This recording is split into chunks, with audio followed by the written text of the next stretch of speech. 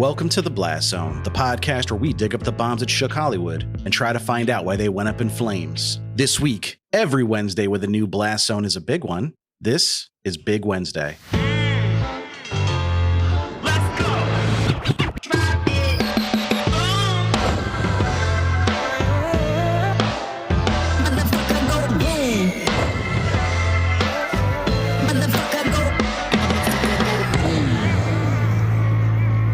Welcome to The Blast Zone. Welcome to The Blast Zone. We are not a podcast about bad movies. We are a podcast about movies that did badly. That's right. I am Jon Drake, in-house film critic of my Letterboxd account. And I'm Ian Dukes. I'm a person with thoughts and feelings, and some of them are about movies. Movies like Big Wednesday, which we'll be covering today. But before we get into that, Ian, how are you doing this week? Let me just start off by saying I know that nobody wants to hear about my tummy problems, but I'm just going to talk about them for a second here, because that's what's on my mind. I am now taking 6 different supplements before I eat lunch just to try to help my angry little tum-tum digest the food that I feed it. It's a lot of work to get it to do its job, but as crazy as that seems, I'm okay with it because it might be working. So this is actually a little success story. Wish me luck that it keeps up. I hope so. Is psyllium husk among the supplements you're taking? I'm not. I've already got so many that a straight up fiber supplement hasn't been in the mix lately, but it probably should be. I'm a big proponent of psyllium husk. I've been using it for many years, and it's quite helpful because I too have an angry tummy. Yeah, it's relatable, right? I have a weird intestine, causes me agita sometimes. Yeah. Are you eating a lot of Activia yogurt like Jamie Lee Curtis is selling you? I'm not. I'm doing the occasional probiotic, but the latest thing is hydrochloric acid, which comes in a pill form. Acid? It makes your stomach acid stronger because apparently the actual reflux problem for a lot of people is not that there's too much acid, but there's too little. The valve doesn't close because it doesn't think the stomach is working. So you up the acid, you digest better, you control the flora better, and you also close the valve and don't get so much stuff coming up. This has been a most enlightening biology lesson. Thank you, Ian.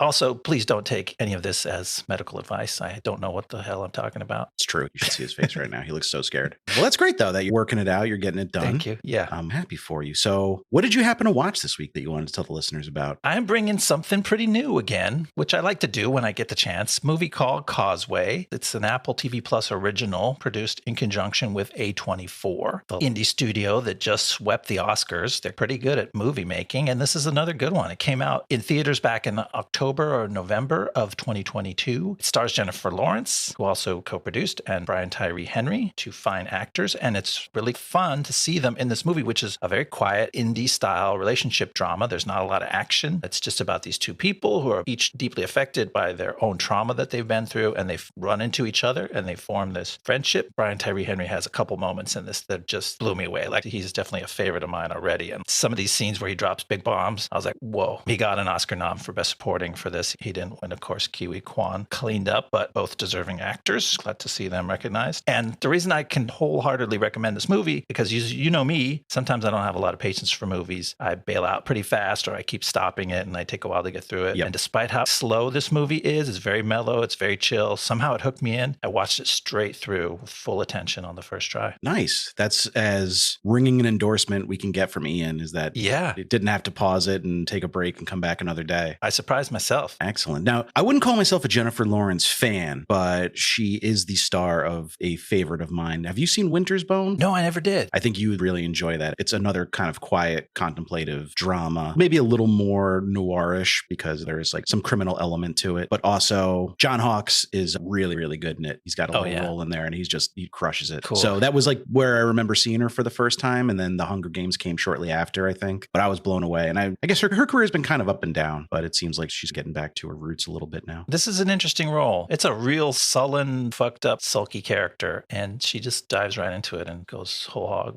As promised, I'm here to talk about one thing and one thing only. And that's Top Chef, baby. We're back. Oh, yeah. Sizzling. Season 20. Now, there was an episode last night, but I have not watched it yet. I'm going to try to watch it after this with my wife. We like to watch it together and couldn't do it as it aired because we don't have cable. So you got to wait for it to get uploaded to the Bravo website or whatever the next day. But it is just a murderer's row of talent in the Top Chef kitchen this year. We've got some American favorites, but also, like I mentioned, 2 winners from Top Chef Canada, Top Chef Brazil winner, Top Chef Spain Spain, France, Mexico. Like they've got the winners from pretty much every region they hold a Top Chef in to come, and they really pick the cream of the crop to try to have real Champions Cup feel to it. And nice. week one, it seems like it's going to work. It's a really talented group. I feel like the American chefs have an advantage because they're sticking to that format pretty closely. And I guess the other countries have their own formats that don't necessarily exactly mirror the American version. So they were taken for a loop, but they'll adjust. I have faith and figure it out as time goes on. But yeah, if you're new to Top Chef and you're considering jumping in, this might be a really good point to start because it's going to be quite an exciting season, I could tell. Neat. I've watched a little bit of Top Chef in the past. This might be the chance for me to jump back into it and just make myself really hungry. It's gotten so good. Like they've really just dialed into what works with the show and what doesn't, and they've made it a very pleasant viewing experience. But we're not here to talk about Top Chef. We're here to talk about Big Wednesday. You told us a little bit of your experience with Big Wednesday last week, but what's your biggest Wednesday that you can remember? Probably when we launched this podcast. Oh yeah, that was a big one. Almost 2 years ago to the day. Yeah, happy Blast Day. We didn't get to say that last episode, did we? No, we didn't. We forgot. We are 2 years old now. Thank you to our audience, Blastoids, for keeping us on the air. It's pretty cool to be 2 years old and starting to run around the house and knock things off of coffee tables. We're walking now. Full-blown toddlers. I think what day of the week was 9/11? Oh, I don't know. That might have been my biggest Wednesday. That's a sad one. I guess starting your podcast is a big deal too. That's cool, I guess. No, Big Wednesday. What was your memory of this movie? It came out, you were pretty young still, so you weren't like probably seeing it in the theaters. Yeah, no, I didn't know about it when it came out. I saw it in high school, and it was already like an old movie at that time, 10 years old or something. One of my buddies must have rented it, watched it in a group with a bunch of high school friends, and not a lot of it stuck with me from that time. I literally didn't remember anything about it except the one line that I brought up last episode that we all had a good laugh at, which is, "Hey, you guys, split." And the reason that line sounds funny on its own, but the reason it's really funny in the scene is that the guys have already split by the time this guy goes out and yells at them. And like he did the splitting. He split a few of their heads personally. It's just like a really weird, funny capper to a zany scene, which he says it like it's a punchline, like it's referencing something, like maybe someone split their pants, but no. No, it's just like the worst thing he could think to say to brush those guys out the door. Hey, you guys! Split!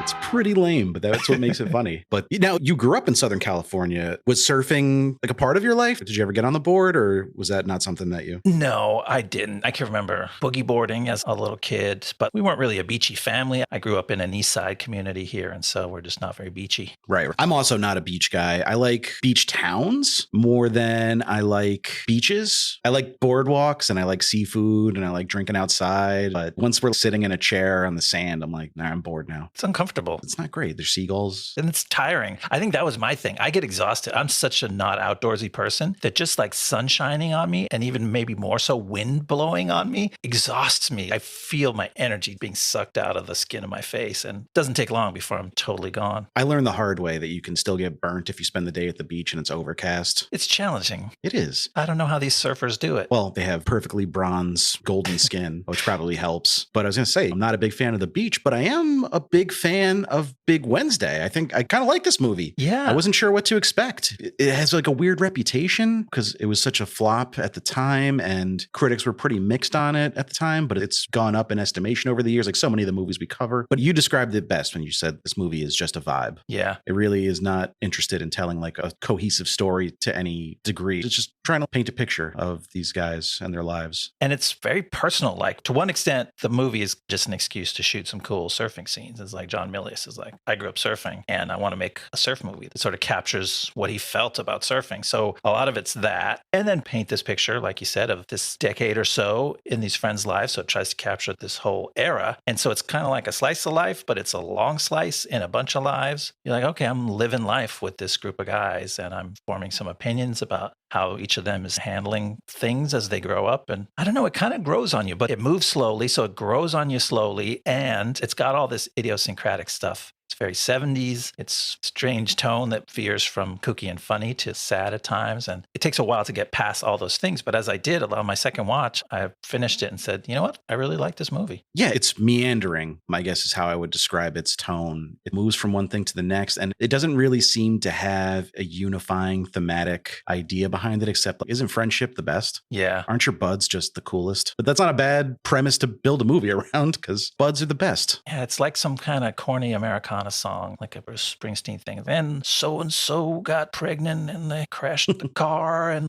it's just a bunch of little, remember when that happened? Whoa, Matt's sleeping in the gutter.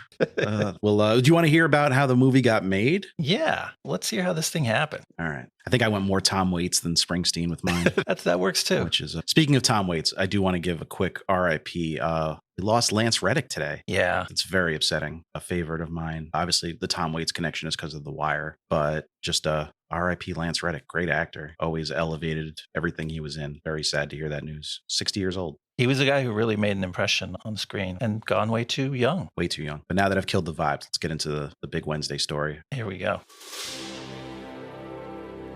John Milius has always been a bit of a Hollywood outcast. One of the most famously right-wing Hollywood directors and the inspiration for the character of Walter in The Big Lebowski, Milius was never afraid to blaze his own trail. He got his start as a screenwriter doing uncredited work on hits like Dirty Harry and Jaws while being credited as a writer on films like The Devil's Eight, Jeremiah Johnson, and the Dirty Harry sequel Magnum Force, during which he clashed with co-writer Michael Cimino. Go ahead.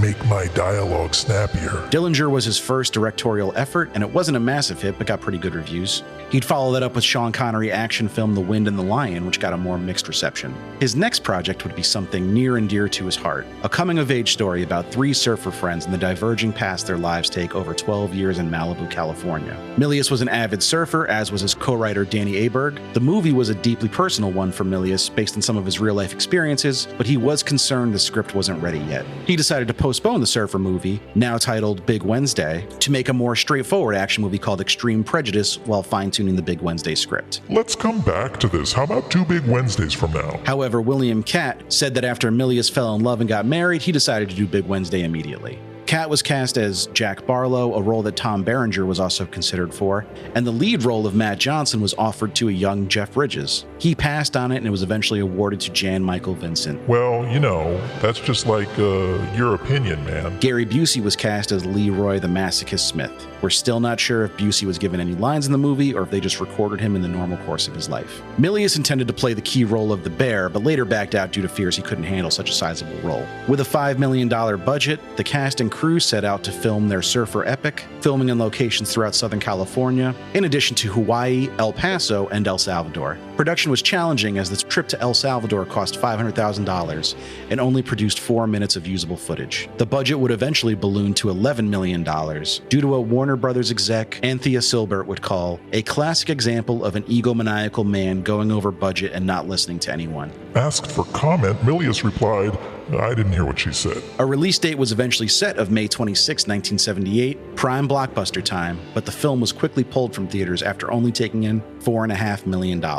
Reviews were mostly positive as it currently holds a 67% rating on Rotten Tomatoes, and the movie's estimation has gone up in the years since, being discovered and reevaluated by audiences and earning a loyal fan base.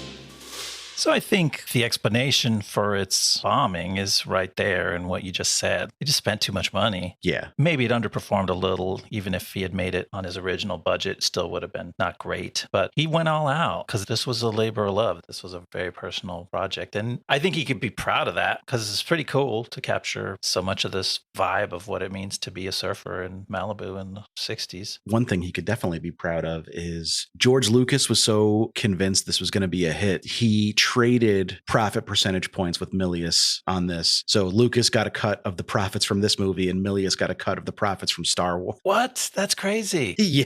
And I think Coppola was involved somehow, but I don't remember what movie of his, like he took points on this too. I'd have to double check my facts there. But yeah, I know Milius got points on the Star Wars just because George Lucas was like, let's do a trade. That's wild. That's fun. A couple of young boomers in their prime there or just coming into their prime. But I guess George Lucas was fairly nostalgia-oriented guy already because American Graffiti also tries to capture his youth, slightly different format, but kind of the same thing, like an ensemble of young people pushing off into the world. Yeah, American Graffiti is the closest comparison I could make for this movie, given the time, setting, the cast. And you're right that American Graffiti has a much smaller scope, but still feels of a piece with Big Wednesday. It's the kind of movie, and I say this all the time, it's the kind of movie they just don't make anymore. You really don't make this kind of movie. I don't think it was ever made before or after. No. It's just, this movie's very unique. It is. but it's nice. I'm feeling warm and fuzzy about it. Yeah. I wonder how many people will have the patience to discover it. If you come in already with, hey, I surf, I'm into surfing, and I'm into surfing nostalgia, then you could definitely let that carry you along. Because there's a lot of good surfing footage in this just to thrill you with being in the waves. But if you're kind of on the outside and you're like, I'm wondering if I would find anything in this, it might take you a while to get to it, but it's worth chewing on it a little bit. And I guess William Katt had posited that a part of the reason for the movie's failure was that the marketing for the movie went heavy on the fight scenes, maybe not as much on the friendship aspect. Interesting. You know, they tried to bill it as a rowdy, rollicking brawler type movie, which it feels like maybe it's what it's gonna be in the first half an hour, but that kind of dies off quickly. Yeah, we already brought up the tone shifts because that is the most fun, juicy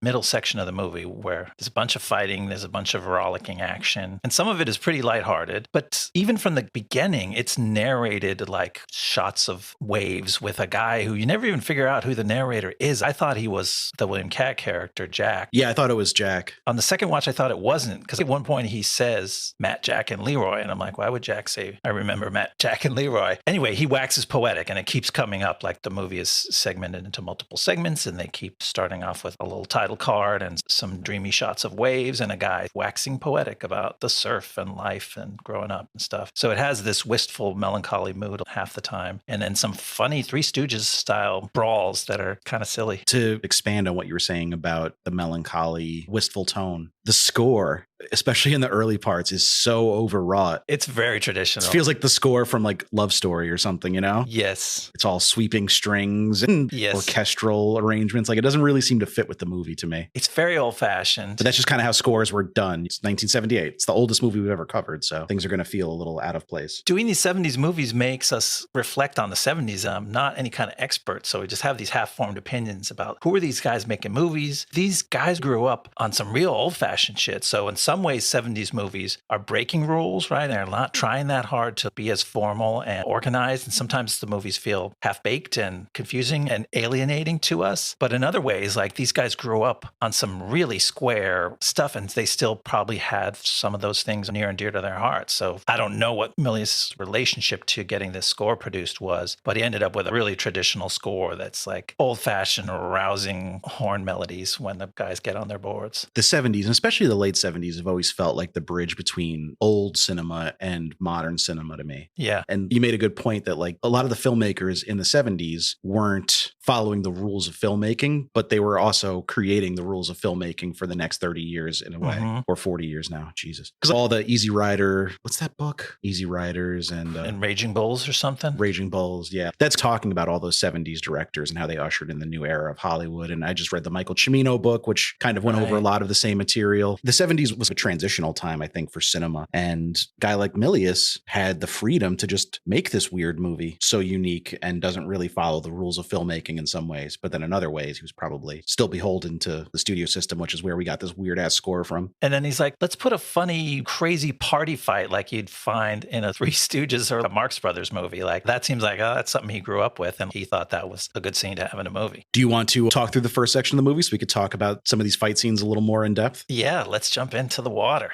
Part 1, The South Swell, Summer 1962. Matt Johnson, Jack Barlow, and Leroy the Masochist Smith are young surfers in Malibu, California. Matt, played by Jan Michael Vincent, is renowned as the best surfer at the point, but he's a hopeless drunk. Leroy, played by Gary Busey, is a wild man, and Jack, played by William Katt, is the quiet, sensible one. A friendly older surfer named Bear handcrafts their surfboards in a shack on the pier. Jack starts dating a waitress named Sally, who just moved from Chicago, and one night, all the Malibu surfer kids show up to Jack's mom's house for a huge party, and a brawl breaks out when the local boys are forced to expel some rude party crashers from Burbank. Later, when the friends take a boisterous road trip to Tijuana, Matt's girlfriend Peggy announces that she's pregnant. Meanwhile, back at the point, Bear must tearfully close his surfboard shack as the Malibu pier has been condemned. Don't you hate when your surfboard shack gets condemned? It's the worst. That sounds like a random set of events that happened, right? Like, Yeah. The pier's condemned, but Bear is a character who's almost central to this story, but he pops in and out. And you're like, why did we just spend time learning about what Bear's up to? But he does trail them from end to end. So it's not like an actual distraction from the story. It's just one more of the sort of strange, like they got to update you on what happened to everybody. He's like their Gandalf in a way, but like also a fuck up. I didn't think of that. I like him as Gandalf. He's weird and spooky like Gandalf. Yeah, he speaks in a cryptic manner. Sometimes he's pretty straightforward. Sometimes he talks in this very roundabout way. He's quick to anger. He's emotional. Yeah, he's got some kind of uncomfortable scenes later that you called out that I was going to call out if you didn't. We'll go over. But overall, he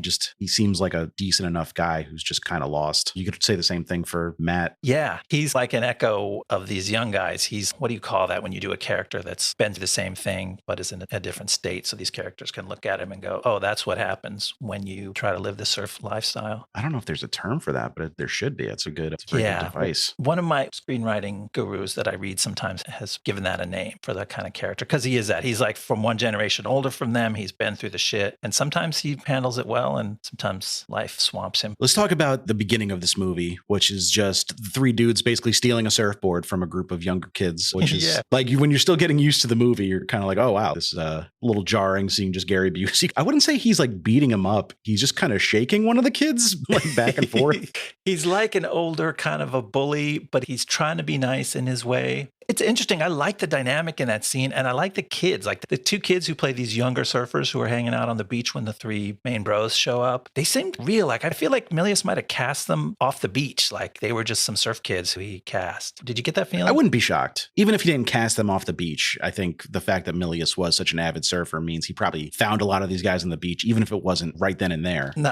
Didn't just pick up that morning, but gone through his beach Rolodex and called up some friends. But yeah, like pretty much everyone in this movie feels authentic. Yeah. Even the Burbank bullies, they're dressed the right way. Their hair's done the right way. Like they put some care into trying to make everyone feel like, because they're all tall, blonde, skinny guys. And to be able to differentiate our heroes from the bullies, you have to do some decent wardrobe work and some hairstyling. But it works. I can always tell who's who. That's a good point. That's where I think Millius and his co-writer, they were really immersed in this stuff. So they paid attention and they could put those little details in, whether it's in the production and like the costuming or also just the little lines that those party crashers stood out to me too. The way that guy mouths off when he comes in the party, that felt pretty real. And it felt like maybe Millius remembered some things that he heard actual party crashers say, because that felt authentic to me. If you've ever been at a party where a fight breaks out, it's never like somebody walking in like, I'm going to fight you. It always starts off like semi-polite with just like a weird undertone of like hostility. And he really captured that well in that scene. It starts out realistic, and then that's the scene that gets... That's the end of the realism. Yeah. It gets crazy. They smash every fucking table in this poor lady's house, Mrs. Barlow. As she's just... is she crocheting? No, she's reading. She's reading Catch 22 by Joseph Heller in hardcover. That's, I guess, the little unspoken nod to show the level of hipness of Jack's mom, that she's willing to just sit up in the bedroom and be like, Jack, please watch out for my coffee table. And of course, no one does. Yeah. But is there anything we need to cover before the party so that we don't just... I guess not, right? Before that is just the surfing scenes are really cool, which I already said, but each time they do a session on the water, which are pretty extended, and there's one in every act of the movie, they do some sophisticated editing to combine shots of the actual actors who are somewhat varying levels of surf prowess. But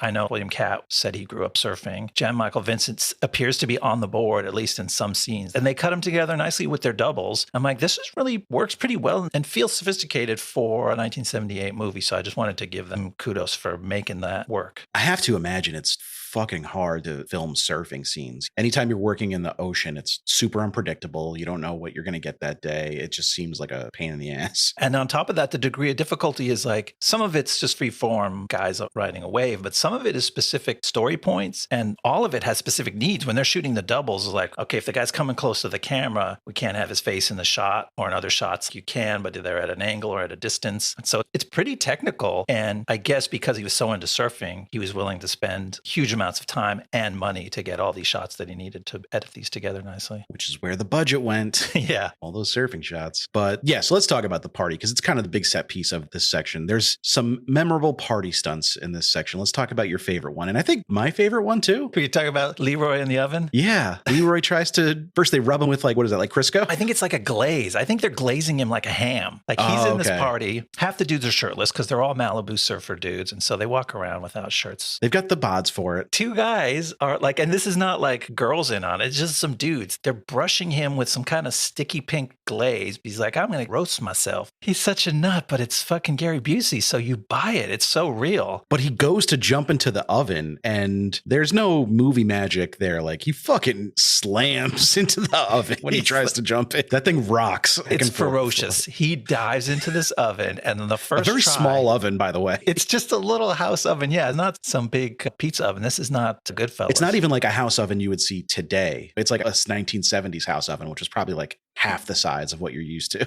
So it's this little range top thing, and he has to get low to dive into it because he's roasting the upper half of his body. And he dives for it. And on the first shot, it catches him on the right shoulder because he's not totally squared up. And he slams it hard, and the whole thing shakes. And then he winds up again and shoves himself all the way in on the second try. As you hear his head hit the back of the oven that second time. It is physical acting, and you got to give it to Gary Busey because he's really authentically that wild man. He fucking rips in this role. Yeah, like he's great in this role, but it might just be Gary Busey. Like you nodded to in the monologue there. Did he write that scene? He certainly made that dive into the oven and he sold it. I was trying to think of who else could have played that role, and there's not a long list. I think Dennis Hopper. Yes. Like he might have been too old at that point already. And like you mentioned this off mic, but Nick Nolte and Gary Busey go hand in hand for me. Yes, they were each the poor man's other guy at some point in their as their fortunes changed and shifted. I'd say I guess Nick Nolte's the more prestigious actor of the two. Yes. He rose higher. Overall, we covered him on that great fucking scene in Warrior. Oh, man. That was dark. I can still picture that and I get a little chill. Such a good scene. Oh, man. All right. More party nonsense? Yeah, there's more party nonsense. You called out another one of my favorite scenes, which is when they ask a girl to open a window so they could throw one of the guys out. So she does, and then they throw him through the closed window right next to the open one. Yeah, that is pure slapstick comedy. That's like Three Stooges stuff. Yeah, that would fit in a silent film.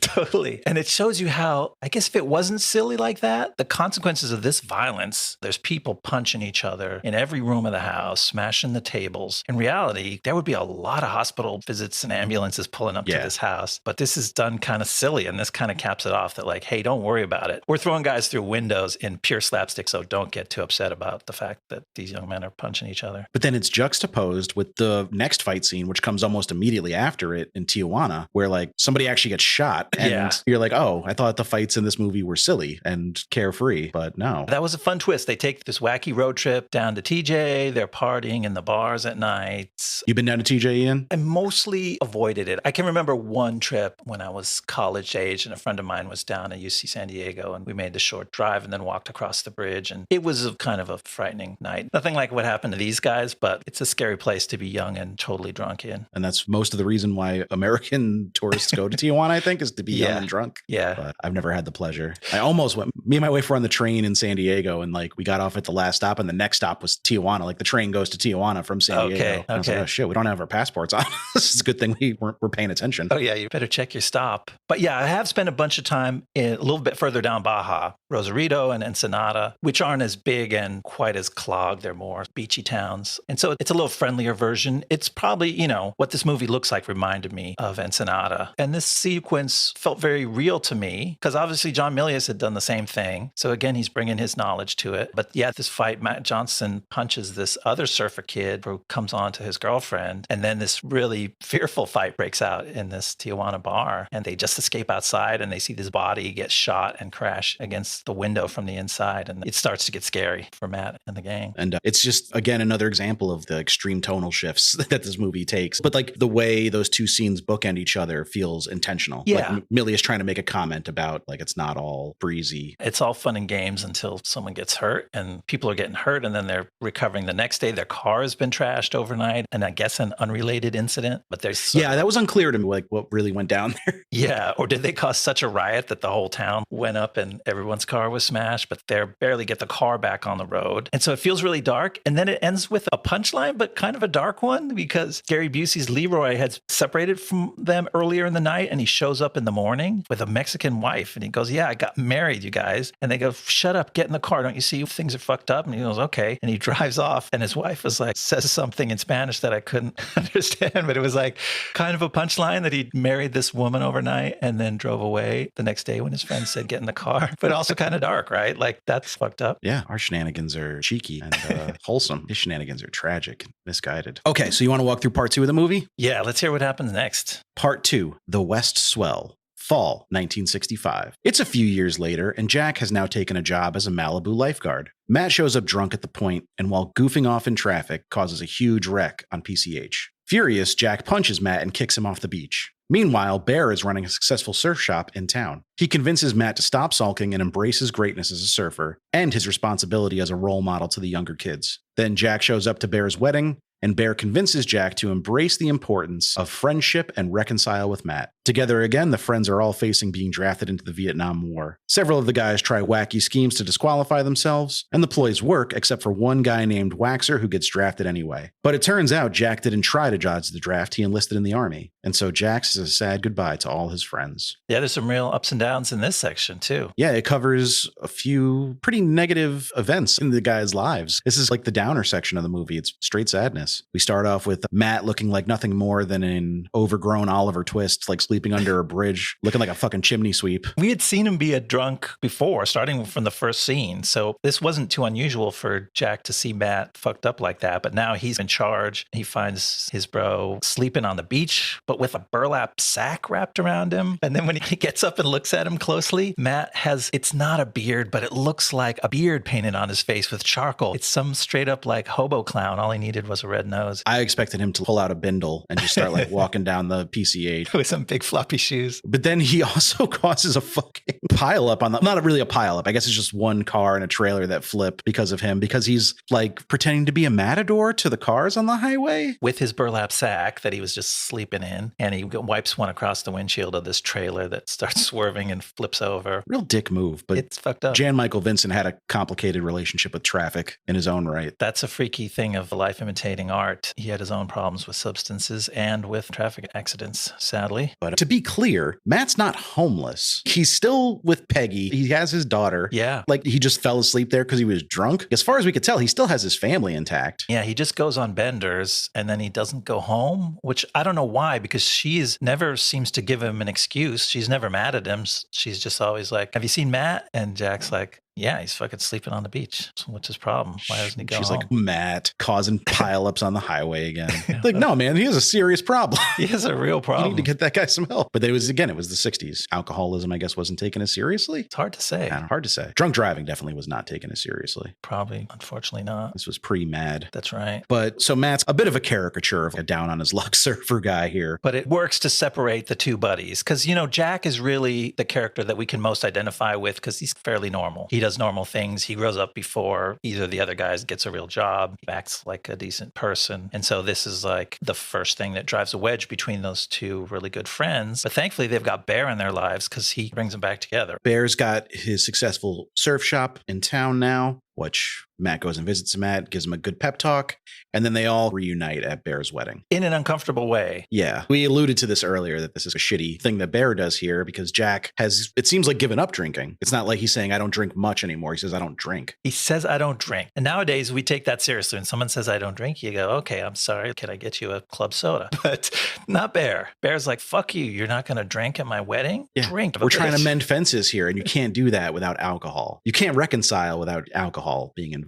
So either do it or you guys aren't friends again. His forcing him to acknowledge the importance of his friends, that was actually a totally wholesome message. And it comes through, and William Katt plays it well. Jan Michael Vincent plays it well. And they actually do reconcile over this drink, but it doesn't reckon with the fact that they just made this sober man take a drink. I'm sure it didn't mean the same thing to them, right? Either in the 60s or in 1978. So it's probably like our modern perspective that sets us on edge more when we see that dynamic going down. Yeah, we can't help but look at it through our own experiences in that lens, but I'm sure it was meant to be a heartwarming moment, and Bear was meant to seem like a unifying force there, and not a weirdo forcing a much younger man to drink. He is a weirdo. He certainly is a weirdo, yeah. Yeah, Millius isn't oblivious to the fact that Bear is a weirdo. He's overly emotional. He's a problem. His drinking is actually a problem for him in this scene, because later he's standing at the altar. Matt is his best man. Matt doesn't have the ring. He's like, oh, Waxer's got it. Waxer is the drunkest of all friends, who Bear has been pushing wine on all morning while they sat outside the church waiting for the wedding to start. And so he has to have this drunk asshole walk up the aisle, burping his way up the aisle to bring the ring for his bride. So he gets a little bit of comeuppance for being such an alcohol-centric person, even though it didn't seem like that was what the movie expected of him from the previous scene. Nick, can you elaborate a little bit on what Waxer is wearing as he's walking up the aisle with the rings? Man, we got to talk about Waxer. Waxer is like the friend who's just outside the main circle. And so first you don't realize it's the same guy from scene to scene because you just see a bunch of friends sitting around, but then you're like, Waxer, Waxer. You keep hearing the name. And you keep seeing this guy, and he's in a trench coat. And then you look a little closer at the trench coat, and there's like a shiny metal pin on the front on one side, like a military insignia. And then you see that it's a Nazi insignia, right? It's the fucking swastika and the eagle wings thing. And he's wearing some kind of World War II Nazi military trench coat. And he's wearing it at Bear's wedding. And he's wearing it in every other scene of the movie. Yeah. And I'm like, what is the deal with this guy? Never remarked upon, except like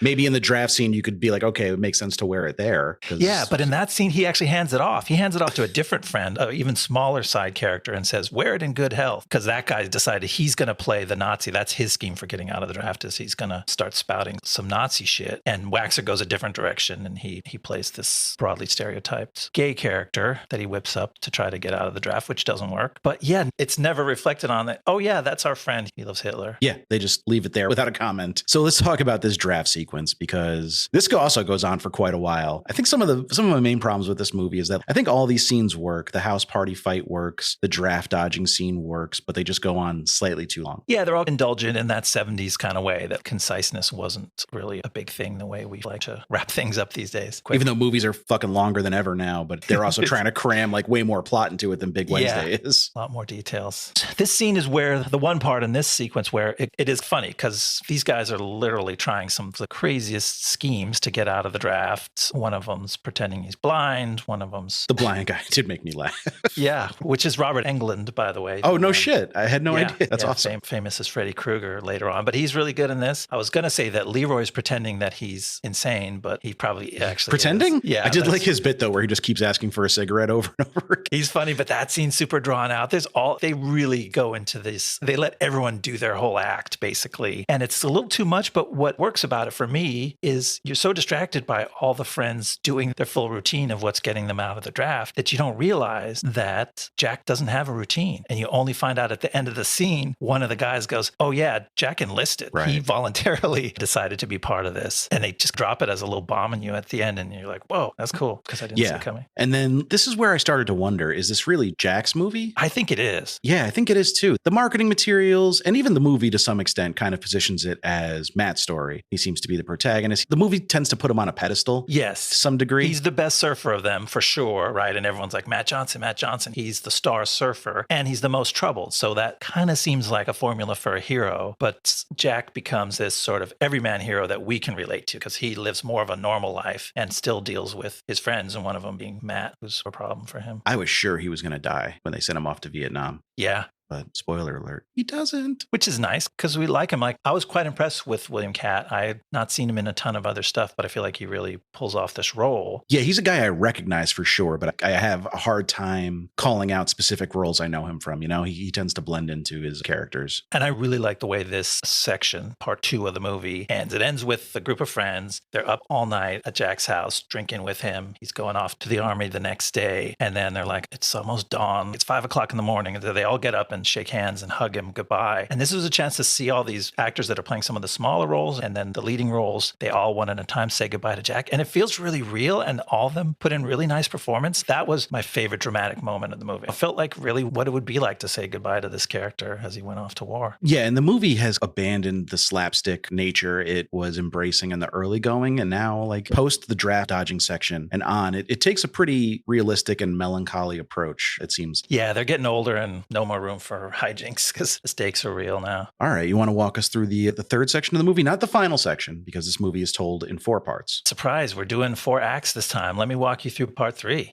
Part 3, The North Swell, winter 1968. It's a few years later again. Waxer has been killed in action in Vietnam, and Matt is the only friend to show up at his funeral. To cheer Matt up, his wife Peggy takes him to see a new surf documentary that he's going to appear in. But the movie ends up driving home the fact that Matt is now seen as an old-timer, and the kids just don't care about him anymore. Then Jack comes home from the war and reconnects with his love of surfing. But he doesn't reconnect with his girlfriend Sally, who he learns has married another man while he was away. Then Matt, Jack, and Leroy get together and visit Waxer's grave, remembering their friend with stories of the past. Remember our dear Nazi friend. Yes. Wasn't he swell? He was a good dude. They don't mention his late Nazism, but Nazism, I don't even know how you say that word, but they do kind of go, Ian's so anti-Nazi, he doesn't even know how to say it. that word has never crossed my lips, folks. They tell some stories and they do a little tribute to him and they go, and yeah, the way he treated women, that wasn't the best. I didn't really like that. But overall, he was a fucking kick-ass dude. But we never really saw him do anything to women, really, right? Like No. they're just alluding to something that happened off screen. Yeah, but it was funny that they were willing to swallow the fact that he was not good to women and not even bring up his Nazi fetish. And then Sally's husband is kind of a dickhead, right? He's so unnecessarily shitty to Jack. This man served his country, sir. That was kind of a good scene too. Like I felt like he was being a dick the first time I saw it because we're totally on Jack's side. This is a guy, he survived the war. He's coming home to see his girlfriend and a dude answers the door and goes, actually, I'm her husband. And so you're like, fuck you, dude. And She married also like a 50-year-old man. he looks a little... This dude is old as shit. He looks a little older. And he ends up shutting the door on him and saying, no, you should have called. I'll tell her that you stopped by, which is kind of dicky. But the second time I watched it, I'm like, actually, the guy showed a lot of restraint to just be like, yeah, I'm sorry, this is not a good time kind of thing. Like I felt more for the husband on the second pass. But I think that's a good thing. I think it means that the scene is actually kind of nuanced and you could see it from both perspectives. And it's really uncomfortable for both of them. I'm just confused. Did they not, like, could you not send letters to soldiers in Vietnam? Like they never communicated in 3 years? That's the unspoken part, but it explains something that confused me in the scene just before this. Jack comes home, reconnects with surfing. Like he shows up on the beach in full dress uniform and hops on a surfboard and is like, oh, I love the ocean. I didn't get to do this for 3 years. And as he's packing up, they go, oh, did you talk to Sally? And he goes, no, I came straight here. So like, wait a minute, you didn't see your girlfriend the first thing when you came home from the war for 3 years? And you know what? Maybe they weren't talking. And that's why the ocean was more important to check in on first. Might as well call her Brandy because his love is the sea. His life, his love, and his lady. Brandy, you're a fine girl.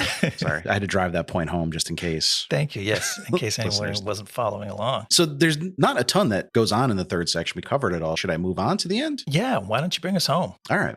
Part 4, The Great Swell, Spring 1974. It's 6 years later. The guys have drifted apart and are showing signs of their age. But suddenly, a powerful swell approaches Malibu, bigger than any the Point has seen in decades. At this point, Bear has lost his business and his wife and his mind and is living on the street. But he sees Matt and gives him the wooden longboard he once rode in a giant swell many years ago. The next morning is a Wednesday. Hint, hint. Matt brings Bear's surfboard out to the Point, and to his surprise, Jack and Leroy are there waiting. The 3 reunited friends triumphantly surf the enormous waves. After their session, the guys symbolically leave the beach to the next generation of surfers, content in the memories and friendships they've made. Yeah, these last 2 sections go pretty fast. It's the shortest 2 transitions. And this last one is a little bit of drama and then a lot of surfing. The drama's really just between Matt and Bear because Bear is pushing Matt to go round up the old crew. And Matt's like, nah, man, they're not going to fucking come. I don't even know where Leroy is. I can't reach him. There's nobody left. It's just us. And Matt's taking a turn because now he's the one who has a home and he's telling Bear to like get off the beach, come on home, we'll take care of you. And he says, no, I'm just a piece of shit. I belong on the street. Bear's going through it. He is. I assume he's no longer married at this point. No, someone says something like, yeah, his wife left him. He lost all his money. He drank it all away. So we really see Bear goes through quite an arc in this movie. He's down, then he's up. He is down. a volatile character. Yeah, it's too much so. It's unrealistic. But yet, actually, from the first time you meet him, he's tearing up over some shit that he's jawing on about. So you're like, oh, this guy's just a bundle of nerves. Yeah, and you brought up a good point that he's holding up a mirror to what these guys could turn into. Yeah. He's like the ghost of Christmas future in some Exactly. way. And then once Bear and Matt resolve their differences first, then Matt goes to visit Jack's mom in a scene that I really enjoyed. We were starting to say the comedy starts to disappear. Not so many hijinks, but Millius, I think, is aware. He's like, I can't let it get all serious. So he does one little bit of comic relief. Matt goes looking for Jack. He runs into Jack's mom at their house. It's like, hey, Mrs. Barlow, who, by the way, is William Katt's actual mom, Barbara Hale. And her final role. Oh, really? Interesting. Yeah. She's like, I don't know. This is part of setting up. We're not going to find Jack. He's never going to show up for this big swell because even his mom doesn't know where he is. But then Matt can't help but insert a little comedy here. He says, Mrs. Barlow, there's something I'd like to straighten out. And he says this with all the gravitas that you would expect from a big confession. He says, I never, and I repeat, I never pissed in your steam iron.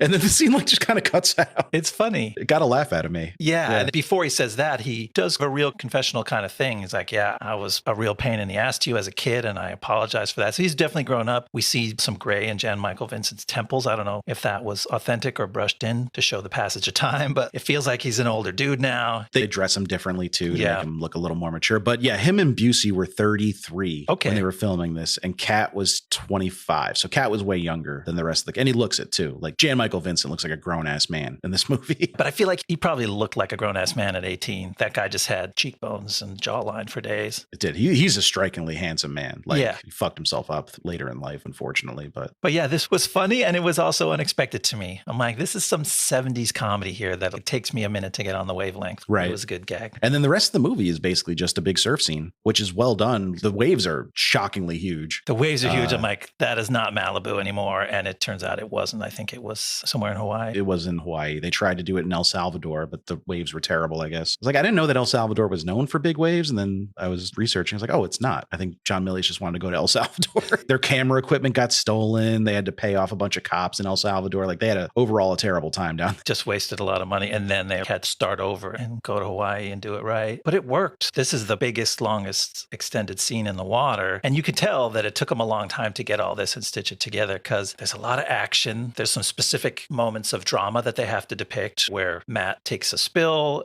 Jack and Leroy come to his aid. So they have to actually have specific events happen on the waves with specific guys and doubles of the specific guys. So it's very technical and there's tons of edits. And you see the film, like the look of the film change crazy wildly from cut to cut in the same scene, like all within a few seconds. It'll be like brightly lit and it's blue sky and it's very high def. And then it's like medium grainy. And then it's like super grainy and dark and noise on the frame. And he's like, fuck it. We got to make this narrative work. We got to use everything we have that's, like potentially usable. But he made it work. You can actually ignore that because the storytelling works and the action works. I enjoyed that. I mean, I cannot stress enough how massive these waves look on screen and how good of a job they did photographing them. And it's the first time you felt like these guys were in danger just for surfing, you know, which makes sense because it's supposed to be the big day, the big Wednesday. It takes work to capture big waves. Even if you go to some of those big wave breaks, like they're not always that big, but they got some real stuff. And you believe it's these three characters because their doubles who are doing the really scary big wave surfing kind of look the same. They each have distinctive color board shorts and surfboards are distinctive. So you can actually follow who's who out in the surf. And it's fun to see surfing and storytelling merge. All right. Was there anything else about the story we needed to discuss before we get into kind of the careers of the people after? Let's hear what happened to these guys after they left the beach. All right. Let's start with Millius. He's had a bit of a up and down career himself. So we mentioned what he'd done before this. Let's talk about what he did after this. He'd follow this up by writing the script for Apocalypse Now. Whoa. Kind of a big deal. Also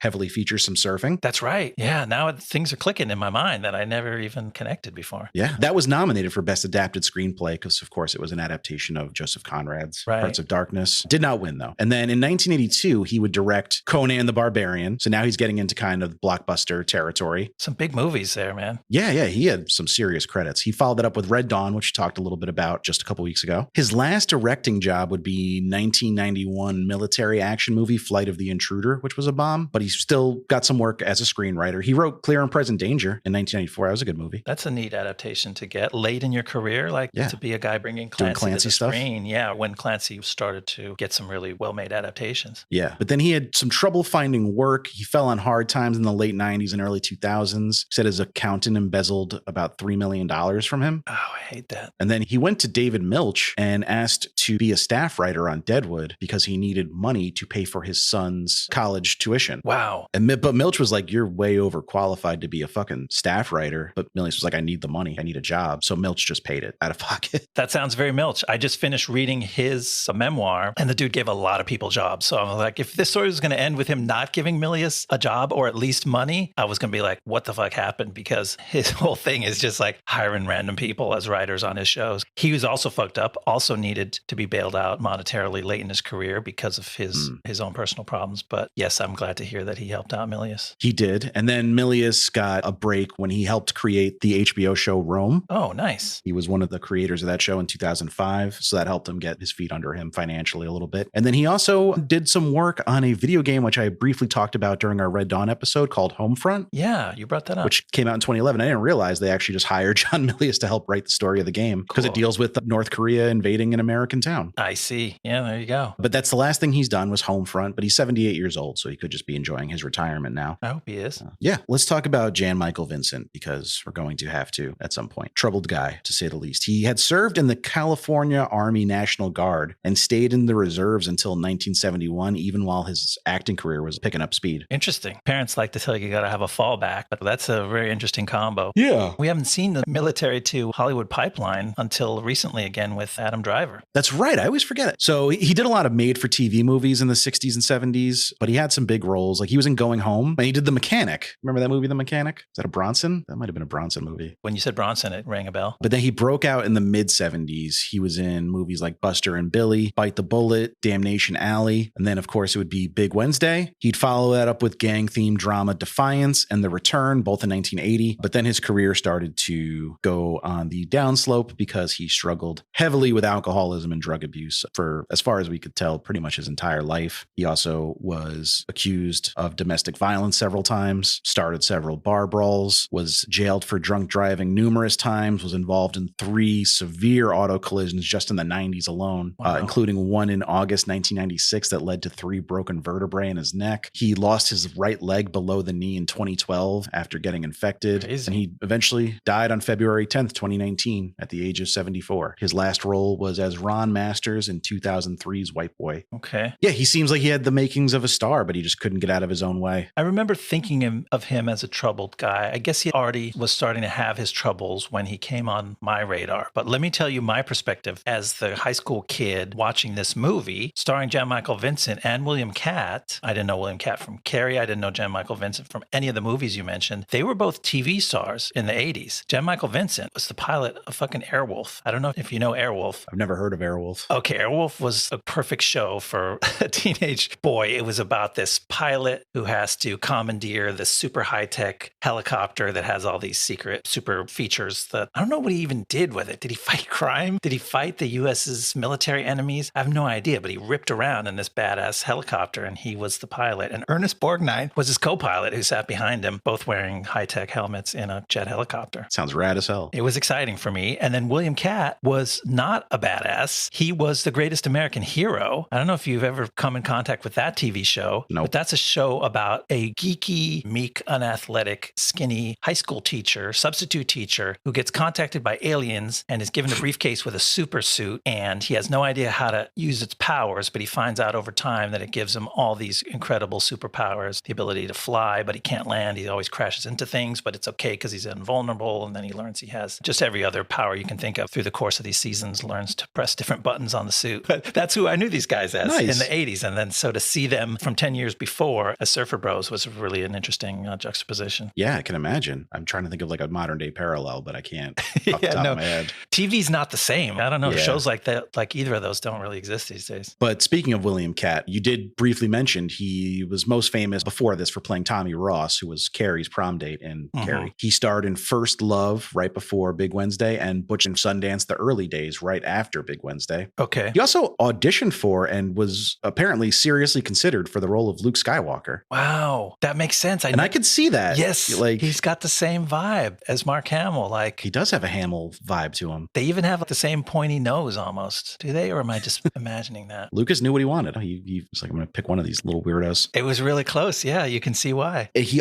starred in 9 Perry Mason TV movies between 1985 and 1988. So 3 a year, more or less. Impressive output, but he's still working to this day. He's not a big star or anything, but he's a working actor doing it for 50 years now. It's pretty impressive. Yeah, Good for him. he has this off-putting style to him, which is, I ended up liking him in this movie, but he's also like... He's kind of stiff. Yeah, he's kind of stiff. He's like the decent guy that you can admire, but you're like, doesn't seem that fun to hang around. But right. I don't know him as a person, and I liked what we've gotten from him as an actor. Yeah, I don't think I need to catch people up on what Gary Busey's been doing. He's not really like much of an actor anymore. He's just kind of Gary Busey. He hasn't had a serious movie role in quite a while. I know he played Frank Gallagher's dad in one episode of Shameless. Okay. Like, I don't think William H. Macy's that much younger than him. No, that seems like a stretch, but that's what acting's for. I guess it could have been a flashback. I don't know. That's true. But he's Gary Busey. When we were talking off mic, I remembered my favorite Gary Busey performance, which is the Wesley Snipes parachuting bank heist movie Drop Zone. Then I looked it up and realized it was a bomb, so I'm putting it on the schedule. Oh, damn. Was that after Point Break? Was that like... It was 95, so it was trying to do for skydiving what Point Break did for surfing. Okay. Like almost like a 1-to-1 ripoff. But I watched that movie nonstop as a kid, and I have not seen it in decades. I'm excited to see how it holds up. Oh, it's going to be one of those. We do this one a month here on the Blast Zone. It's true. I guess I watched a lot of movies as a kid. That's good. You're well equipped to host this podcast. But that's not next week's episode. Should I tell everyone what next week's episode is? Oh, yeah. Please tell me, too. We're going to be doing Hollywood Homicide, the Harrison Ford and Josh Hartnett comedy crime drama, which is mostly famous for how much the two of them fucking hated each other when they were making it. Oh, weird. Yeah. I could barely remember ever knowing this existed. This movie is way off my radar. Because Harrison Ford doesn't make that many movies. So when he has a bomb, I feel like it sticks out. Yeah, I would have thought I would have recognized everything Harrison Ford's been in, but I really don't know anything about this. I think it's this and 6 Days and 7 Nights are like his two blemishes on his career. But I've never seen it. I was not interested in it when it came out, and then the buzz was so bad I was even less interested after, but it'll be interesting to check out. All right, that was Big Wednesday. Was there any other closing thoughts you had? No, man, I'm tired out. Day at the beach. I'm wiped. I'm ready to hit the sack. Yeah. Let the water leak out of my ear onto my pillow. I brought a seashell home so I could listen to the ocean. Oh, that's nice. I was pleasantly surprised by this movie. I liked it a lot more than I thought I would, and I probably will revisit it over time.